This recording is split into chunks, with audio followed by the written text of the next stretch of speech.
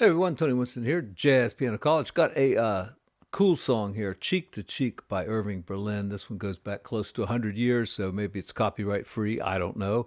I've got my own kind of arrangement of it that has some weird chords and a change of time signature, and I'm going to play just a little bit of that.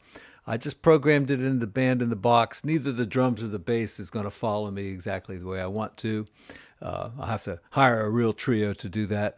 But you'll get the idea. And then I'm just going to talk about the song in kind of a general way for beginners and advanced alike. You know, some chords, some theory, some scales for improvising, some riffs, something fancy. I don't know. Anyway, here's how the track goes. Here's how my arrangement goes.